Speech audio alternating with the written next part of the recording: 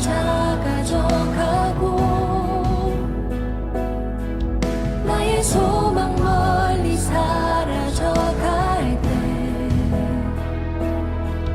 텅 빈 나의 마음을 주께서 바라보시네. 내게 더 가까이 오라 하시네. 주님 내 마음을 사랑으로 채워주시네. 주님 내 삶은 이제 주와 함께 살아갑니다. 주님 내 마음을 사랑으로 채워주시네. 주님 내 삶은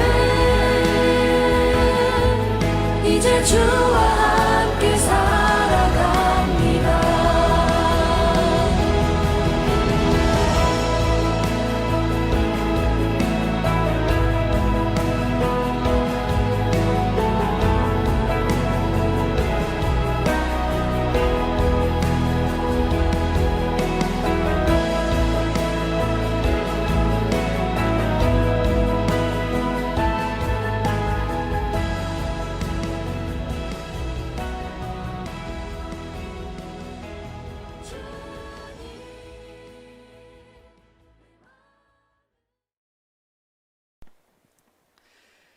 네, 오늘 함께 나눌 하나님의 말씀은 구약성경 이사야 65장 17절에서 25절까지의 말씀입니다.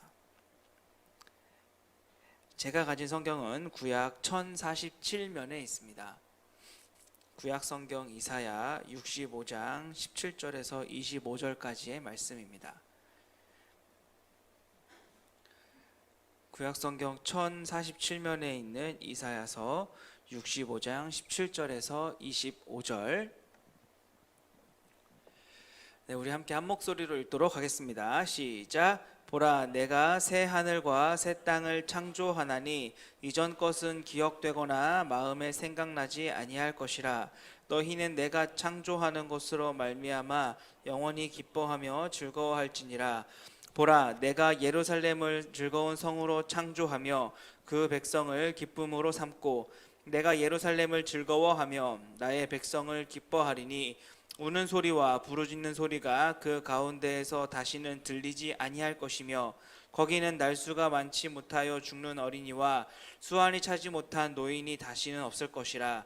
곧 백세에 죽는 자를 젊은이라 하겠고 백세가 못되어 죽는 자는 저주받은 자이리라. 그들이 가옥을 건축하고 그 안에 살겠고 포도나무를 심고 열매를 먹을 것이며 그들이 건축한 데에 타인이 살지 아니할 것이며 그들이 심은 것을 타인이 먹지 아니하리니 이는 내 백성의 수완이 나무의 수완과 같겠고 내가 택한 자가 그 손으로 일한 것을 길이 누릴 것이며 그들의 수고가 헛되지 않겠고 그들이 생산한 것이 재난을 당하지 아니하리니 그들은 여호와의 복된 자의 자손이요 그들의 후손도 그들과 같을 것임이라. 그들이 부르기 전에 내가 응답하겠고 그들이 말을 마치기 전에 내가 들을 것이며 이리와 어린 양이 함께 먹을 것이며 사자가 소처럼 짚을 먹을 것이며 뱀은 흙을 양식으로 먹을 것이니 나의 성산에는 해함도 없겠고 상함도 없으리라. 여호와께서 말씀하시니라. 아멘. 네, 일단은 갑자기 이렇게 그 현장 예배로 전환이 되었는데도 불구하고 특송을 준비해 주셔서 너무나도 감사를 드립니다. 드럼을 이렇게 흑인 필이 충만하신 분께서 찍으신 것 같아요. 그래서 레이백이 상당히 있는데도 불구하고 노래를 흔들리지 않고 부르시는 우리 경민네 대단한 것 같습니다. 혹시 여러분들께는 바꾸고 싶은 과거가 있으십니까? 만약에 내가 그때 그랬더라면, 반대로 만약에 내가 그때 그러지 않았더라면 하는 일들이 있으십니까? 만약에 내가 5년 전에 전 재산을 팔아서라도 카카오 주식을 샀더라면, 한 주에 15,000원씩 할 때 샀더라면, 네, 지금 10배가 올랐으니까 굉장하겠죠. 네. 만약에 내가 고등학생 때 지금보다 공부를 더 잘했더라면, 만약에 내가 그때 그 사람을 만나지 않았더라면, 만약에 내가 그때 그 학교나 그 직장을 가지 않았더라면, 이런 모든 생각들은 이미 지나간 일, 그러니까 이미 벌어진 일을 되돌리고 싶은 후회라서 의미가 없고 또 아무런 소용이 없는 것입니다. 그러나 이렇게 과거를 돌아보는 일들이 아무런 소용이 없는 일들만 있는 것은 아닙니다. 가끔은 아주 긍정적으로 작용할 때가 있는데요. 언제냐? 바로 지금의 현실이 얼마나 값진 것인지를 깨닫게 할 때, 바로 지나간 일, 이미 지나간 과거를 바꾸고 싶다라고 하는 생각이 바로 지금의 현실이 얼마나 소중한지를 깨닫게 될 때 가끔씩은 이제 과거를 돌아보는 그런 행동들이 긍정적일 수 있다라는 것입니다. 만약 우리나라가 아직까지 광복이 되지 않았더라면, 만약 우리나라가 일제 치하 당시에 독립운동가 선생님들이 없었더라면, 또는 만약 지금 제가 지금의 아내를 만나지 않았더라면 저는 여전히 여성 혐오에 빠져 있었을 것이고 지친 몸을 이끌고 집에 와서 아내와 같이 오늘 하루의 일들을 좀 함께 나누며 하나님의 통치를 고백하는 그런 행복한 일들은 그렇게 감사하는 일들은 아마 없었을 것이고 제가 집에 가면은 발버둥을 치며 기뻐해주는 우리 딸도 아마 없었을 것입니다. 만약 제가 목사가 되지 않았더라면 전 아직도 저희 아버지에게 야, 너도 사람이면 가서 돈 좀 벌어라 라고 하는 얘기를 여전히 듣고 있었을 것 같아요. 그렇게 과거를 바꿔본다면 지금 제 현실이, 지금 제가 있는 이 현실이 얼마나 값진 것인지 다시 한번 감사하게 됩니다. 우리 한번 이런 생각을 좀 해봤으면 좋겠습니다. 만약에 예수님께서 오시지 않았더라면 어땠을 것 같습니까? 만약에 2000여 년 전에 우리 예수님께서 오시지 않았더라면 지금 우리의 현실은 어떻게 바뀌어 있었을까요? 예수님께서는 2000여 년 전에 벌써 오셨기 때문에, 이미 벌어진 일이기 때문에 이렇게 만일 오시지 않았더라면 이라고 하는 가정은 아무런 소용이 없는 이야기입니다.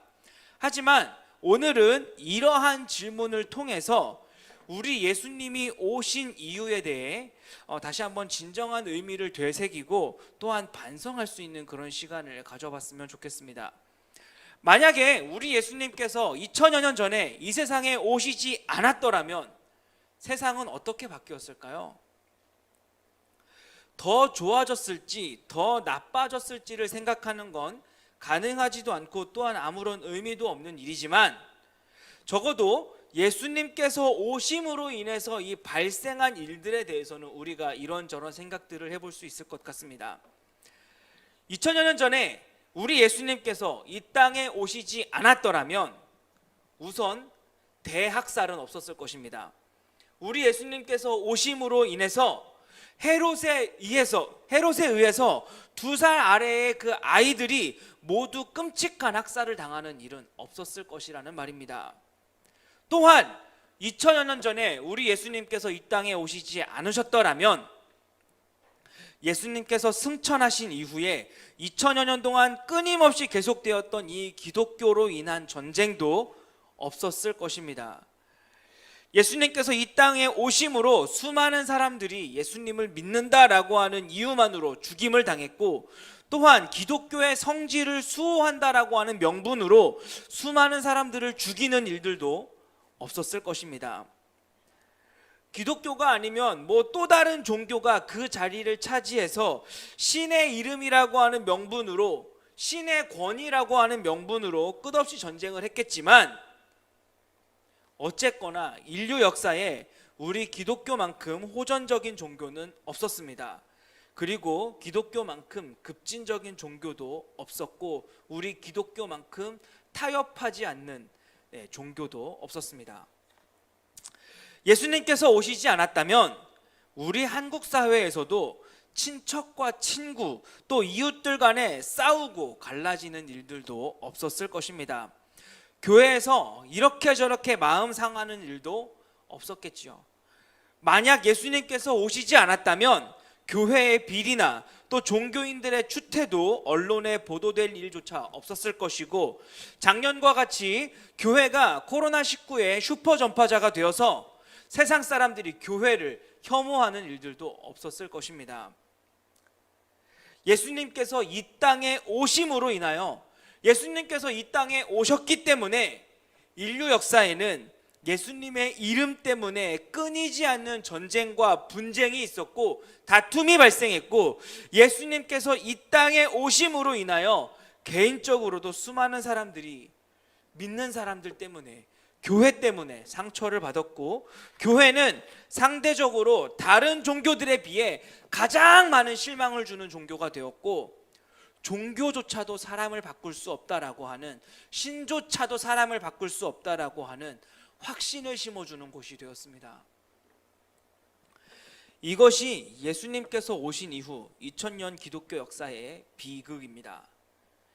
예수님께서 오심으로 인해서 인류 역사에는 갈등과 대립이 끊이지 않았습니다.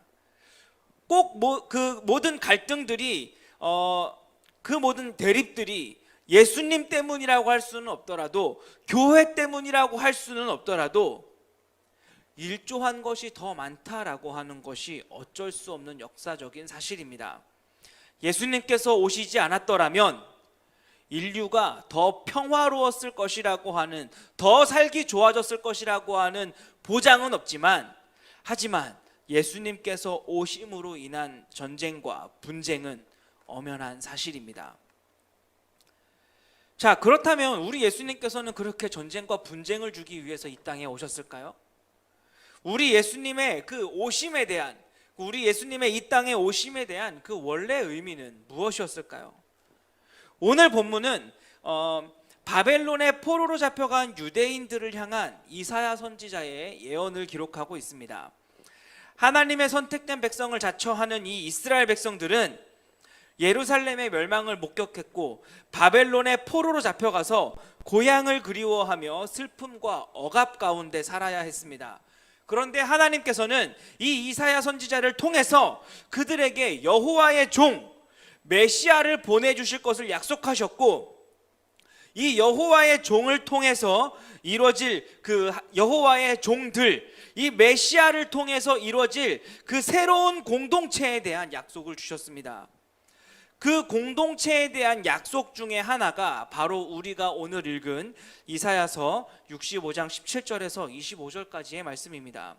여호와의 종, 다시 말해 메시아가 오시면 새로운 공동체, 바로 하나님 나라를 이루고 하나님 나라를 탄생시키실 것인데, 그 하나님의 나라는 어떤 곳이냐? 바로 이전에는 없던 공동체이고 기쁨 위에 세워진 공동체이며 하나님과 소통하는 나라가 될 것이고 생명으로 가득하고 풍성함으로 가득한 나라가 될 것이다 라고 약속해 주셨습니다. 메시아가 오면 이전과는 다른 공동체가 생겨날 것이고, 차별이 없는 공동체가 세워질 것이고, 기쁨 위에 세워진 공동체라서 기쁨만 있을 것이고, 생명 위에 세워진 공동체라서 생명의 풍성함만 있을 것이다 라고 약속해 주셨습니다. 그리고 이 약속은 끔찍한 고난의 현실에서 이 메시아에 대한 약속과 이 메시아를 통해 완성될 새로운 공동체, 바로 하나님 나라에 대한 이 약속은 바벨론에서 포로로 살며 고향을 그리워하고 슬픔과 억압 가운데 사는 유대인들에게는 유일한 희망이었고, 이 억압된 세상을 살아갈 수 있는 유일한 힘과 버팀목이었습니다. 그렇게 길고 긴 시간이 흘러서 유대인들은 바벨론 포로에서 돌아왔음에도 불구하고 여전히 그 억압 가운데 있던 이 하나님의 백성들은 여전히 메시아를 기다려야만 했습니다. 비록 예루살렘에 돌아오기는 했지만 이 메시아만 오신다면 그 메시아께서 다스리시는 하나님의 나라에서 비로소 자유와 또한 그 만족과 행복을 경험할 것이라고 믿고 기다렸습니다. 그러던 어느 날이 되었어요. 우리 누가복음 4장 21절을 같이 한번 좀 읽어보겠습니다. 누가복음 4장 21절. 그렇게 메시아를 기다리던 유대인들의 삶에 한 가지 일이 일어났습니다. 우리 누가복음 4장 21절 같이 한번 읽어볼게요. 시작. 이에 예수께서 그들에게 말씀하시되 이 글이 오늘 너희 귀에 응하였느니라 하시니, 예수님께서 공사역을 시작하시면서 나사렛 회당에서 오늘 이 글이 너희 귀에 응하였다라고, 예수님이 바로 그 메시아로 오셨고 이제 하나님의 나라가 세상에 도래했다, 내가 바로 그 메시아이고 나로부터 시작해서 그 하나님의 나라가 이 땅에 도래했다라고 선언을 하신 것입니다. 예수님이 오심으로 하나님의 나라가 이 땅에 왔습니다. 유대인들이 고대하고 유대인들이 기다리던 그 메시아가 통치하는 나라, 이전에 없던 공동체로 기쁨 위에 세우는 공동체이며 차별이 없고 생명으로 가득하고 풍성함으로 가득한 그 나라, 하나님과 소통하는 그 나라가 이 땅에 임했다라고 우리 예수님께서 공식적으로 선언하신 것입니다. 다시 말해 하나님의 나라가 이 땅 가운데에 이루어진 것입니다. 이 땅에 하나님의 나라를 이루시는 것, 그것이 우리 예수님께서 이 땅에 오신 이유이며 그것이 예수님께서 이 땅에 오신 목적입니다. 이 땅에 하나님의 나라를 이루시는 것입니다. 하지만 여러분들이 다 느끼고 있는 것처럼 예수님께서 오시고 난 이후의 세상은 크게 달라지지 않았습니다.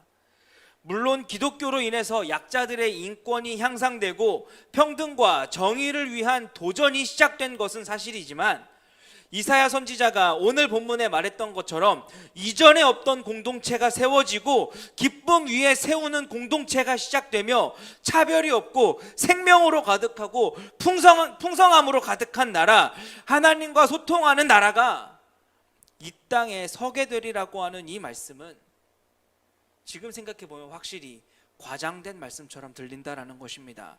왜냐하면 그런 공동체가 세워졌다라고 하는 소식을, 그런 공동체가 세워졌다라고 하는 소식을, 그런 나라가 세워졌다라고 하는 소식을 우린 들은 적이 없기 때문에 그렇습니다.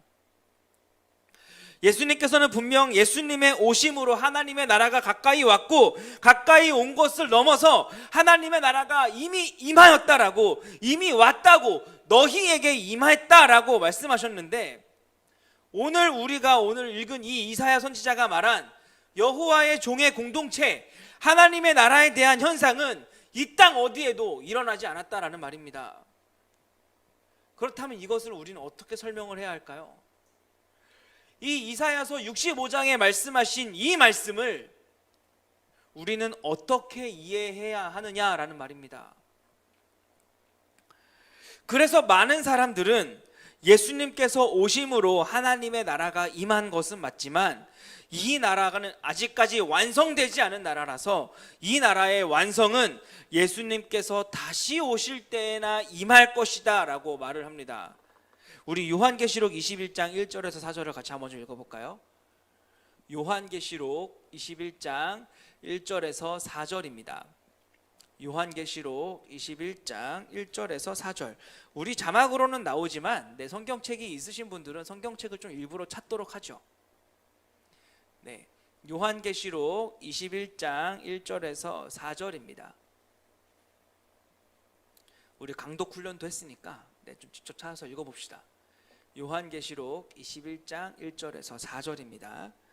시작. 또 내가 새 하늘과 새 땅을 보니 처음 하늘과 처음 땅이 없어졌고 바다도 다시 있지 않더라.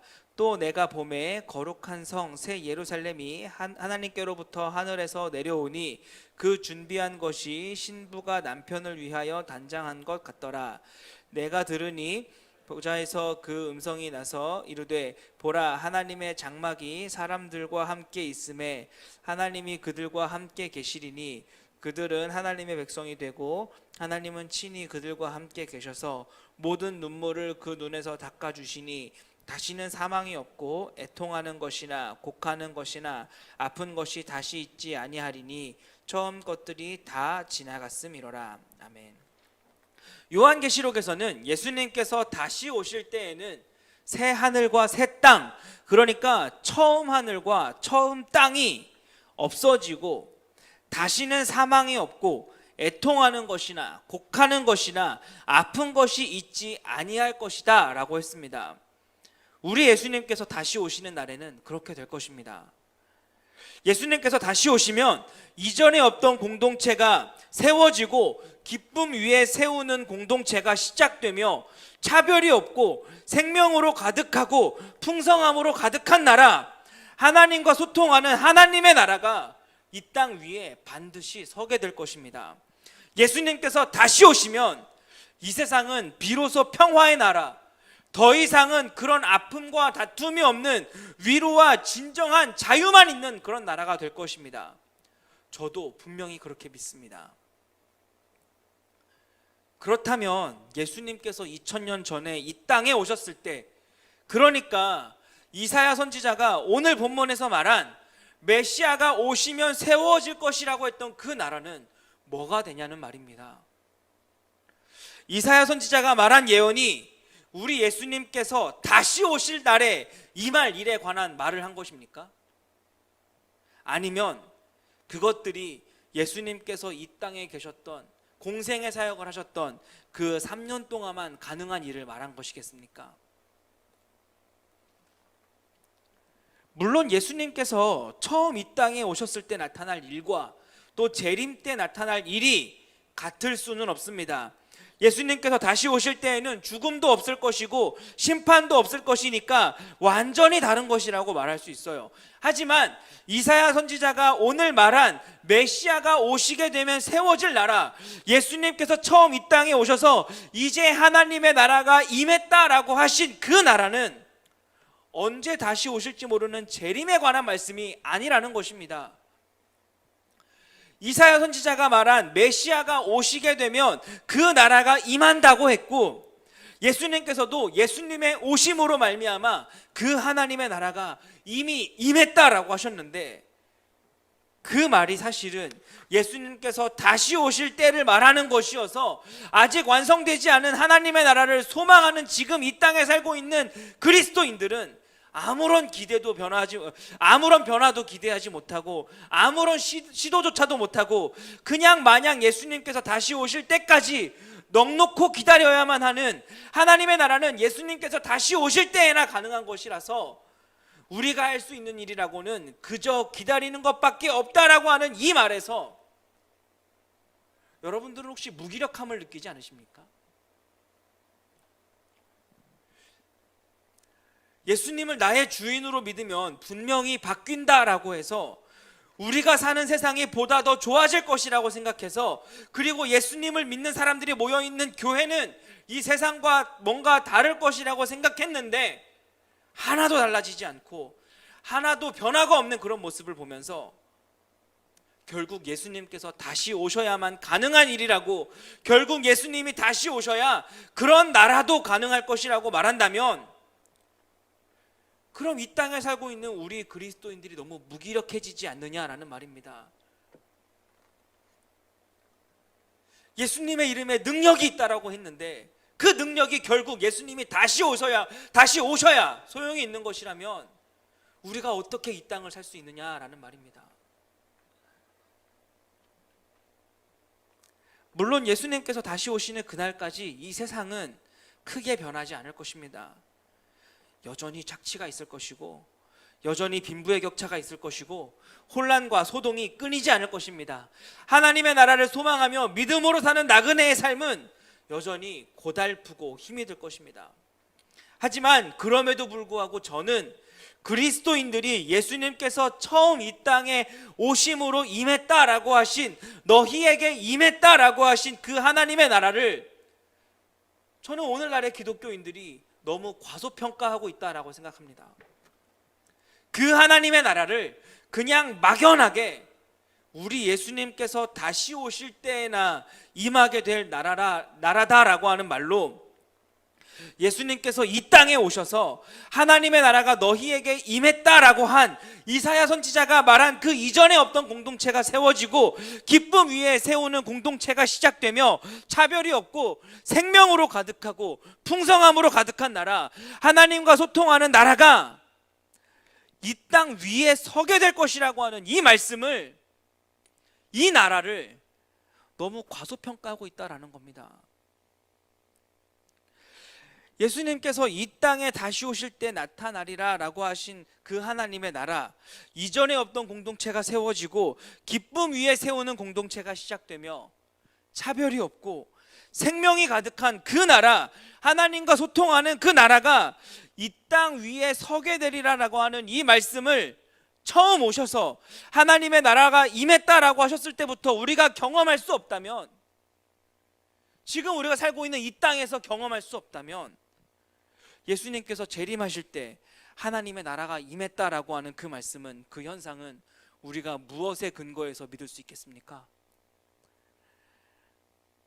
하나님의 나라가 임했다라고 하는 그 처음 말씀도 우리가 믿지 못하는데, 하나님의 나라가 임했다라고 하는 그 나중 말씀도 우리가 무슨 수로 믿을 수 있겠느냐라는 말입니다.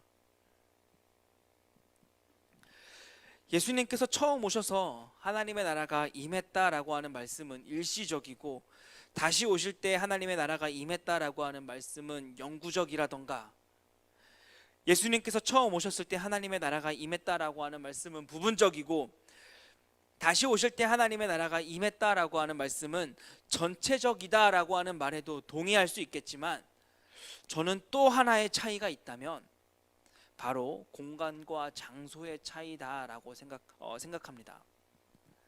무슨 말이냐면, 예수님께서 다시 오실 때 나타나고 세워지는 그 나라는 모든 인류에게 임하게 될 나라다라고 한다면, 처음 오셨을 때 세워지는 나라는 그를 믿는 자들에게 임한 나라다라는 것입니다. 2000년 전에 우리 예수님께서 이 땅에 세우신 하나님의 나라는 바로 그를 믿는 자들에게 세워진 나라라는 것입니다. 그러니까 예수님께서 처음 오심으로 세워지리라고 한 이 하나님의 나라는 언제 세워지는가의 문제가 아니라 어디서 세워지느냐의 문제라는 말입니다. 이 하나님의 나라가 어디 세워져야 하겠습니까? 2000년 전에 이 땅에 오셔서 우리 예수님께서 하나님의 나라가 임했다라고 하신 그 하나님의 나라가 어디에서 세워져야 하겠습니까? 이전에 없던 공동체, 기쁨 위에 세워진 공동체, 생명이 가득하고 풍성함이 가득한 그 공동체, 그 나라, 차별이 없는 나라, 하나님의 통치만 있는 그 나라, 어디에서 세워져야 하겠습니까? 바로 예수 그리스도를 통해서 영원한 생명을 얻고, 그 영원한 생명 때문에 기쁘다고 말하는 그 영원한 생명을 주신 예수 그리스도와 함께 영원히 살 날을 소망하며 살아가는 우리 그리스도인들에게서 먼저 나타나야 하는 것 아니겠습니까? 그 나라는 그렇게 이 땅에서 나그네로 살기로 작정한 사람들의 모임인 교회에서 먼저 나타나야 하는 것입니다. 비록 세상은 악해서 그리스도의 주되심을 인정하지 않더라도 교회만큼은, 그리고 그리스도인들만큼은 예수 그리스도의 주되심을 고백하고 인정하는 새로운 나라이자 새로운 공동체인 것입니다. 그러니까 세상 사람들에게는 억눌림을 당하기도 하고 가난과 질병으로 고생을 하고 불의함으로 인하여서 상처를 받겠지만, 그리스도 때문에 감히 자유하다라고 말할 수 있고, 우리를 괴롭히는 사람들을 용서할 수 있고, 원수를 갚지 않고 가난한 중에도 기뻐하는 우리 그리스도인들의 삶에서, 이 믿음의 공동체인 교회에서 하나님의 나라가 먼저 세워져야 하는 것입니다. 그런데 교회가, 그리고 그리스도인들이 마치 그 하나님의 나라는 아직이라고 말하고, 이사야 선지자가 말한 메시아가 오심으로 인하여서 시작되는 그 이전에 없던 공동체는 예수님께서 다시 오실 때에만 가능한 것이라고 말하면서 현재의 우리의 삶과는 무관한 것처럼 살고 있기 때문에 이 메시아이신 예수님의 오심의 의미가, 메시아이신 예수님께서 오셔서 이미 이루신 이 하나님의 나라가 철저하게 교회에서부터, 그리스도인들에게서부터 과소평가당하고 있다는 것입니다. 오늘 우리가 드리는 이 예배는 예수님께서 오셔서 이루어 주신 그 하나님의 나라를 내가 이미 살고 있다라고 하는 그 고백이 되는 시간입니다. 예수님께서 오셔서 나에게 생명을 주시고 나의 주인이 되어 주심으로 이제는 내가 이 세상을 살아가는 가치관이 바뀌어서 더 이상은 경쟁과 짓밟음과 갈취와 또 힘에 의존해서 살아가는 삶이 아니라 영원한 생명이 나에게 있기 때문에 억눌림을 당해도 감히 자유하다 말할 수 있고, 가난과 질병으로 고생하는 그 삶 속에서도 감히 나는 평안하다라고 말할 수 있으며, 불의함으로 인하여서 상처를 받기는 해도 괴롭힘을 당하면서도 감히 용서할 수 있고, 원수를 향하여서 원수를 갚지 않는, 가난한 중에도 만족하다라고 말할 수 있는 그 하나님의 나라는 이미 나에게, 이미 우리에게 임했다라는 것입니다. 예수님의 오심으로 하나님의 나라가 나에게 임했습니다. 그 고백을 올려드리는 날이 바로 오늘 주일의 의미입니다. 저는 오늘 이 예배가 예수님께서 오시지 않았다면 이것이 우리에게는 상상도 할 수 없을 만큼 예수님과의 만남을 통한 치유와 기쁨, 그리고 그 영원한 생명이 내게 있음에서부터 오는 그 만족함과 평안함에서 감사해서 하는 그런 예배의 시간이었으면 좋겠습니다. 저는 오늘 이 예배가 예수님이 오시나 안 오시나 내 인생에 달라지는 건 하나도 없다가 아니라, 예수님이 오시지 않았더라면, 하나님의 나라가 나에게 없었더라면 어떻게 되었을까? 그 절망감에서 오는, 그 절망감에서부터 비로소 시작되는 그 자유와 기쁨으로 예배하는 이 시간이 되었으면 좋겠습니다. 우리 교회들은, 우리 그리스도인들은 바로 이것을 항상 기억하며 살아가야 합니다.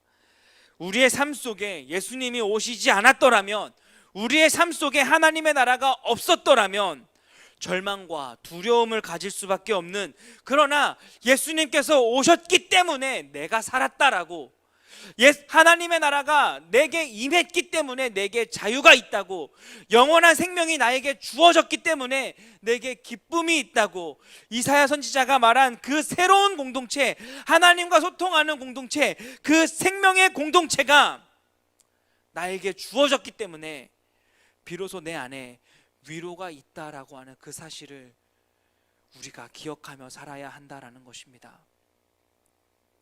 여러분 한번 생각해 보십시오. 만약 예수님께서 오시지 않았더라면, 그래서 여러분에게 영원한 생명에 대한 감격이 지금 없다면, 지금 여러분은 어떤 삶이 상상되십니까?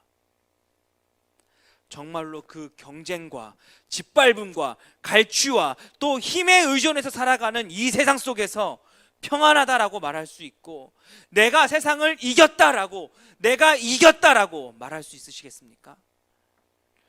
이사야서에 예언되고 예수님께서 임했다라고 선포하신 그 하나님의 나라는 예수님께서 다시 오시기 전까지 이 세상에서는 실현되지 않겠지만, 저와 또 여러분의 삶에서는 이미 실현되고 이루어지고 있는 것입니다. 우리가 수련회를 통해서 살펴본 것처럼 이미 하나님의 나라는 여러분들의 삶 속에서 세워지고 있는 것입니다. 우리는 예수님 때문에 살았습니다. 그리고 우리는 지금 예수님 때문에 살고 있습니다. 그리고 우리는 앞으로도 예수님과 함께 영원히 살 것입니다. 이 고백이 이사야 선지자가 말한 새로운 공동체, 이 메시아가 오심으로 세워지는 바로 그 이전에는 없던 공동체, 기쁨 위에 세워진 공동체, 생명이 가득한 공동체, 풍성한 공동체, 바로 하나님과 소통하는 하나님의 나라인 것입니다.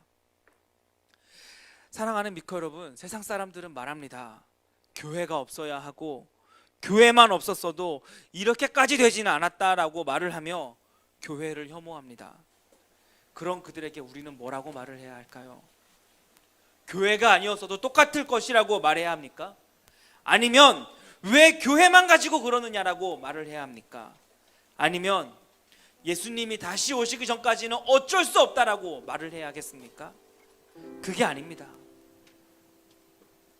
우리가 해야 하는 말은 그리고 우리가 반드시 선언해야 하고 우리 교회가 끝까지 잊지 말아야 하고 붙잡아야 하는 것이 있다면 예수님께서 오셨기 때문에 내가 살았다라는 말을 해야 하는 것이고 예수님께서 오셨기 때문에 지금 내가 살 수 있다라고 말을 해야 합니다. 예수님께서 오셔서 하나님의 나라를 이루셨기 때문에 지금 내가 살 수 있습니다. 이것을 말할 수 있을 때 우린 이 땅에서 하나님의 나라를 살아갈 수 있습니다. 예수님의 오심으로 인해 새로운 공동체, 바로 하나님의 나라가 이 땅에 이루어졌습니다. 저와 여러분의 인생에 하나님의 나라가 이루어졌습니다. 이것이 이 땅을 살아가고 있는 우리에게 능력이고 우리가 경험해야 할 최고의 복인 줄로 믿습니다. 함께